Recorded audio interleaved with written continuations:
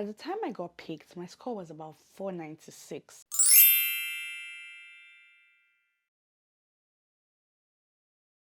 Hello boys and girls, welcome back to the channel. My name is Golden if you just see my face for the first time, and if you're a returning subscriber, thank you so much for coming back to the channel. Thank you so much. We just hit 500 subscribers. I'm so happy that this community is growing.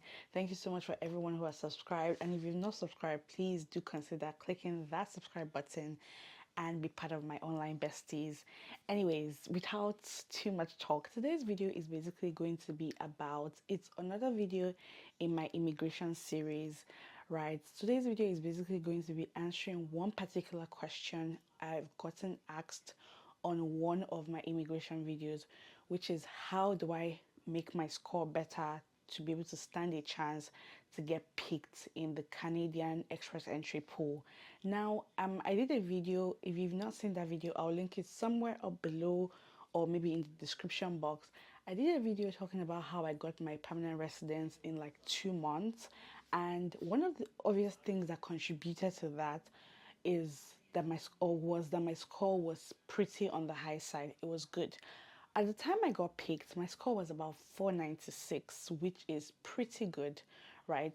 So I mean that was one question I got a lot. A lot of people were asking, or a couple of people were asking, oh, how do I get my score to be better? Or how did you write IELTS and pass it at once? Blah blah blah. So I have like 5 tips to make your score better, because obviously how do I put it? There's like so much competition. If your score isn't great, you don't necessarily, I mean, you'll definitely be in the pool, but you might not get picked as fast as you want, right? So here are like 5 things that can help you improve your score in the Canadian Express Entry pool. Do consider subscribing to this channel because I have way more videos coming along, and let's get right into it. So now the most obvious one, the elephant in the room or the lion on the road, anything, the most obvious thing to make your score better in the express entry pool is to get a good score in your IELTS. As much as people always say that you don't fail or pass IELTS, which is true, you are expected, or maybe let me not say expected, for you to be on a good score in the express entry pool, you need to have maxed out your IELTS at least. So what that means is that if you probably wrote the IELTS test and wrote the IELTS exam and you scored like an overall score of 7.0, you might want to consider rewriting it again. I know that's not like the cheapest option so far, honestly. I get it, right? And maybe I'm just one of the lucky ones who wrote IELTS at IELTS at the first time, and then I got a very good score. But you really want to max your IELTS. So what that means is that if you got a 7.0, you might want to write it again and see if you can get like an 8 or an 8.5. I think 8 to 8.5 is a good place to be. I mean, I don't really have so much resource to give you in terms of preparation. I think I said it in one of my videos that I used IELTS Lease, and that was how I was able to write the exam. I didn't really read so much. I just used IELTS Lease to find like the format of the questions that are being asked so that I can, understand what the exam is like pretty much, because I wrote that IELTS under like serious fever. I had COVID while I was writing that test. Like, it was crazy. So I don't even know how I passed because I really didn't read. It was like the day of the exam. I looked through IELTS Lease and I checked for like the format of the questions and all of those sort of things, and I was able to get an 8.5 overall. So you might want to consider writing another IELTS test so that you can get a better chance. Also, you might want to consider writing the other English exam. I don't remember what the name is right now, but I'll put it on the screen. But I know a friend of mine talked about how easy, she said it was easier than IELTS. I mean, I don't really know how true that is, but I mean, she's my friend, so I trust what she's saying. So she said that it was easier than IELTS and she was able to max out her score. So I'll put the name of the second English exam you can try. I think it's called CELPIP, now that I remember. I think it's called CELPIP. So you might want to try out that one if you've tried, maybe you might just want to try out another English exam if you feel like IELTS is too difficult to write. The second thing that you can do to max out your your Canadian Express Entry points is this one is not really under your control, to be honest, but if you have a sibling or a relative in Canada, when I say relative, I mean your mother, your father, your sister, your brother, stepsister, stepbrother. I got some questions asking, I think one of the questions I remember was if if you can use your best friend's partner or best friend's sister or something. You can't, unfortunately. It has to be an immediate family member you before you can claim points for that. I believe having a relative in Canada gives you an extra 15 points. I'm not too sure, or 11 points. I'll check this, and obviously if it's wrong, I'll always put it on the screen.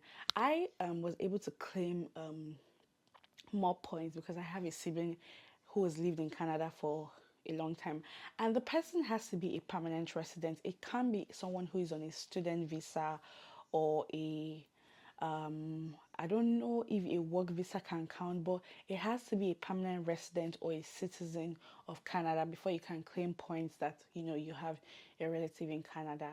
That's another one. The third thing you can do to improve your chances of being picked or improve your score in the pool is to get an additional certification. Yes, I know some people don't want to go back to school. I get it. But see, there's nothing rosy. I had to go to school. I mean, I always knew right from time that I wanted to be in Canada, right? I wanted to do like a master's degree in Canada, but that didn't quite work out because the time I was trying to, get schools and everything, that was like during COVID period and nothing came through. So I decided to then go to England for my master's then, before coming here. So I always knew that I was going to end up here. But that's the thing about immigration. Immigration is a journey.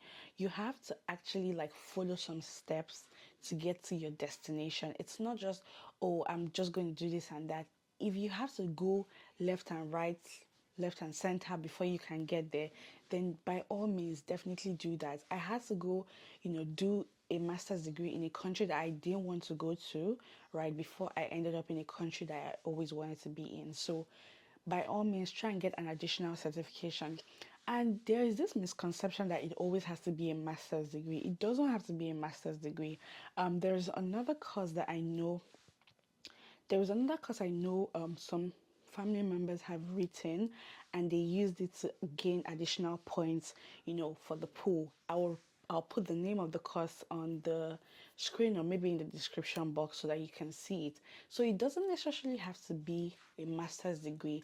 As long as you can get an additional degree, and when you evaluate that degree with WES, which is World Education Services, they can give you an equivalent in Canada, if you get what I mean. So you have to actually sorry if you're hearing some other voices, I don't live alone. So you actually have to evaluate that degree to be sure that there is an equivalent of it in Canada and it's acceptable for immigration purposes. But it doesn't always have to be a master's degree. That's one thing people get wrong. It doesn't always have to be a master's degree. You can have like, if you have like an OND and a BSc, that counts as 2 degrees, right? Or the other one would definitely be another certification, but it counts as 2 certifications, not degrees. So it doesn't always have to be a master's degree. So if you don't want to go through the stress of going to England to do a master's degree, then coming back to Canada, I guess it can be quite tedious, it can be quite frustrating. So you might want to consider another certification. Like I said, the one that I'm aware of, I will link it in my description box, or you might have already seen it on the screen by now. First thing you can do to increase your chances of getting picked in the pool, this one is not really, how do I put it? It's not really your control, and at the same time it can be your control. The fourth thing you can do is to get a provincial nomination. Now the reason why I said that it's your control and it's also not your control is because one, some of the provinces don't like just come to the pool by themselves to pick people in the pool. Like they just come to the pool, they just pick randomly from the pool based on whatever criteria they're looking for. So that is not within your control. However, there are still some provinces that you can go and apply on their website directly, right? I know that there is I think it's New Brunswick. Sometimes they always have like provincial nominations open and all of those sort of things. So that one is within your control, but then picking you again is not within your control. So yeah, that's it's not within your control. But getting provincial nomination gives you an extra 600 points. That was how my husband got his score to be 1,000 plus. Like, my husband's score was 1,046, if I'm not mistaken, at the time he got picked.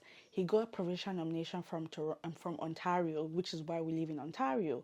But the thing with provincial nomination is that you have to be in that city for, I think, 2 years.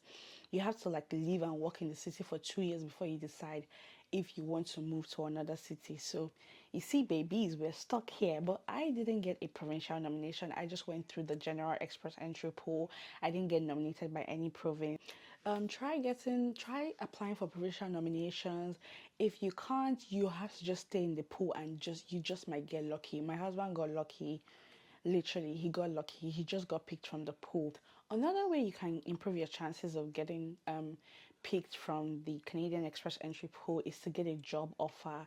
Now, that's not really the easiest thing per se, to be honest, because I mean, there are other people here who are already permanent residents that are competing for the job that you want to get from outside of the country.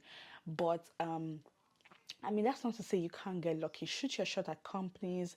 If you have like make your resume like a Canadian style resume and see if you can land a job offer. When you get a job offer, you get more points for being for getting a job offer, and then you would definitely get picked from the pool. Now the thing is, I mean, if you follow the trend, you know that Canada comes to pick either provincial nominations or some targeted occupations, or sometimes they pick like the general occupation, which is like no specific draw and no specific occupation. So I mean, if you don't get like a provincial nomination or a job offer, just stay in the pool. I always advise that people stay in the pool, because I had a profile in 2020 and that one got expired because obviously, like I've mentioned, I decided to do a master's degree in England.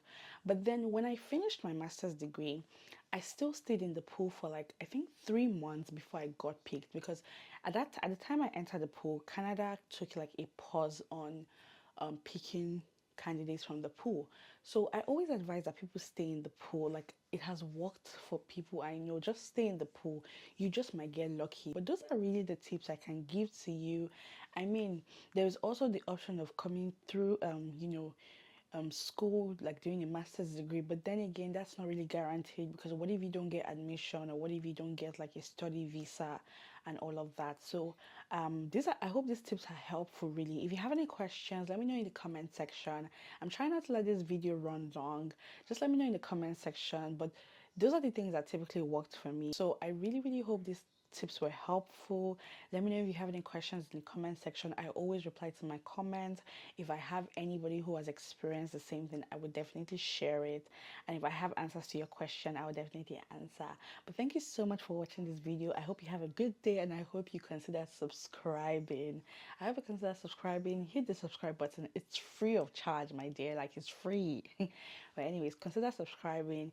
Leave me a like if you enjoyed this video, and share this video with your friends, and I'll see you in my next video. Bye bye.